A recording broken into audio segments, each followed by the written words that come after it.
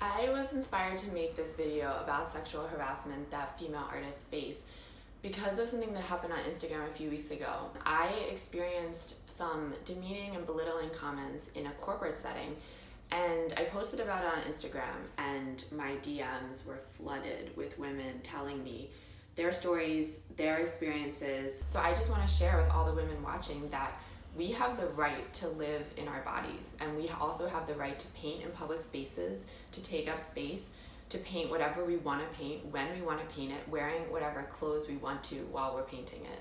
And this is not supported by our culture in many ways, and that's why I think this issue is stigmatized a little bit. I've been hit by a man, and it was, but I went back out there the same day and I finished my mural, and I've had to call 911. And a lot of times when I talk about these situations with friends, they tell me, don't go back, leave early, don't do it, it's not worth it, paint a different wall. And I personally just refuse to do that, because I think, why should I have to diminish my voice in the world and diminish my power to accommodate someone else who's acting badly, who's acting inappropriately? I don't want to live in that type of world. Having assistants present is really, really helpful. And then someone recently told me just like putting caution tape all around the area that you're working, so these guys respond to that kind of like male signaling as, oh, this is a construction site, like I know what this means, this is commissioned by the city, I can't cross this line. Like, it speaks to that part of their brain, and it apparently really works. I mean, it makes sense that it does. Or putting like orange cones, something that looks like official, so I'm gonna try that in the future. But yeah, I just hope that more people talk about this, because this is just a huge barrier to so many artists that I know personally. And something else that I've noticed as a female artist is that if I have a man on the job site, whether it's my assistant or someone I'm collaborating with, both men and women passersby will come up to this man and interact with him as if he's in charge of the project, and in this totally positive, supportive way, like, yo, bro, your work is amazing. They never consider that I might be the one in charge. They always go to the guy by default. And it's just shocking and really upsetting when you're witnessing this. And for me, the common interaction that men will have when they pass by is making a belittling comment, like, oh, did you paint that all by yourself, And it's just so unfortunate that this is so pervasive in the hearts and minds of American men. And so what I've really been looking at in these past few weeks is how I have internalized this belief that I need to de-escalate and be very passive and accommodating in all of these situations. And I've been thinking about that, and I think that can be very powerful in some situations. I'm gonna share some stories, but just like anything else, we should have the ability to choose. We should have a fully developed range of choices that we can have in our power to respond to a situation. De-escalating definitely works on the street in dangerous situations. One situation I had in particular, I was alone, I was painting at night in Chinatown, and this guy comes up to me and he's talking to me, and he's hitting on me, and he will not leave. And I'm like, this is my workspace, I have a job to do, I have a deadline, I have to finish this mural. I'm not going to leave because this obnoxious person is just talking to me. So, I assessed the situation, I realized he wasn't actually dangerous, but he would not leave. So I gave him a paintbrush, and I told him, if you're gonna stay here and bother me, you might as well help me and do something constructive, right? So he's like, I don't know how to do it, and so I realized this is a wounded person. This is someone who doesn't have self-confidence, who has been told that he's not good enough. Like, I'm gonna tap into that part, I'm gonna speak to that part, I'm gonna nurture that part, and I'm gonna take the attention away from this, like, whatever sexual thing is happening here.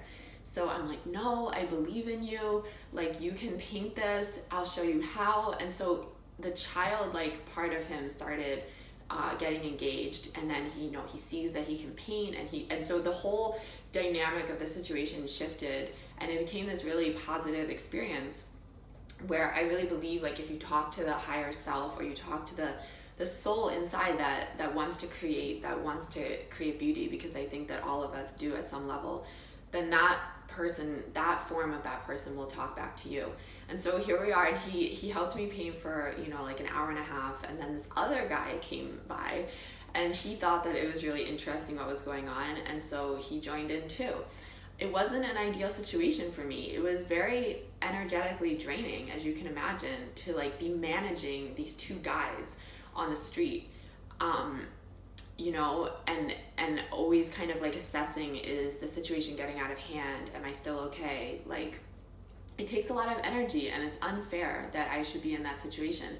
But that is one of the ways that I dealt with these types of situations for a long time. So what I noticed is that attitude was coming over into corporate jobs and into environments in a more corporate setting, where people are obviously not violent or threatening, but they say really belittling and inappropriate things a lot of the time. And so I was already in that appeasing, like, this person is a threat, I need to de-escalate the situation, I need to smile, I need to act younger than I am, cuter than I am, I need to act like a child so that they don't, like, escalate the situation. And I realized that is not the right strategy, and I am going to change that. And so what happened recently that I posted about on Instagram was a whole series of things. I mean, like, I was with a construction crew, I was the only woman. They were catcalling constantly, and just not even like catcalling, but just saying demeaning, belittling things that they would never say to a man. Like, oh, you're sitting down, you're so lazy, or like, are those drips supposed to be there when like my mural is not finished? And they just like aggressively will not leave while I'm working. And so then the manager of all of these jokers was basically in charge of giving me the equipment that I needed to do this job. And so he takes me upstairs and he's like, I'm gonna get you a scaffolding, you can use it, you can borrow it, but if any of the guys want it back, then you just giggle and bat your eyes at them and beg them to let you keep it. Or if they really need it, you'll give it back to them.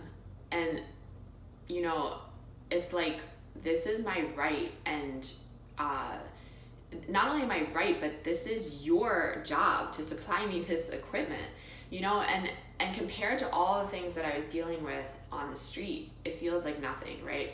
And so I went along with it, and I was just like, okay, sure, thanks so much. And I just felt so angry about this interaction later as the day progressed, because I noticed that I was changing my schedule. I was making decisions based on this. So I completely changed my work schedule so that I would do the top areas first, so that I wouldn't come into a potential conflict with the guys over the scaffolding. And after the day ended, I thought, like, why am I doing this to myself? I have a right to be here. I am paid to be here. I just thought, why did I smile? Like, why did I go along with that? Because how is he gonna know that he messed up if I am acting like I'm enjoying this behavior? I thought about it a lot. I went through a lot of emotions. A lot of people on Instagram shared their experiences. And then, at the end of it all, I did find an opportunity to talk to this particular man and tell him that what he said was not respectful, or professional, or okay. He did hear me. I don't think he really understood what I was saying, but he did at least like say the words, I'm sorry, which is, it's a step. But from my side, I made a commitment to myself that I am not going to smile in the moment in those situations anymore. Like, there are other options. And so another option is saying, no, I need this, and you need to give it to me. This is required by me. And you don't have to smile while you're saying that, right? Like, I feel like I smile way too much, because it's not a smiling situation. It's a work situation. I think the whole culture just needs to adjust, because I wear dresses when I paint. I find them really comfortable. They inspire me. It's part of my creative process to like be surrounded by flowers and light, beautiful fabrics. They're not super revealing dresses, just because I don't happen to like to dress that way, but it's totally fine if they were revealing, right? But even just the concept that a woman is wearing a dress and using construction equipment, is just baffling for a lot of these guys on site. So, you know, but I don't, and a lot of female street artists have told me, like, you should wear overalls. And I think, why? That's not who I am. That's not the art that I'm creating. That's not what inspires me. And I have the right to dress as I wish when I'm creating what I'm paid to create. So just, I think just as everything is happening in our society, it's the same. It's like just taking up the space with this stuff and doing it and being present and being visible and not conforming to some kind of expectation that men and women impose on each other for specific roles, and also not showing up, not stopping to work because of fear or discomfort. So that's the journey that I'm on, and I think in really subtle ways it actually is really meaningful to my growth. Like, I'm trying to take the positive aspect of all of this, even though it's very taxing, it's very draining, it's very scary sometimes, but it's important because there's a part of me that's not, I would say there's a part of me that's not fully comfortable with, like, being completely in access of all of my power.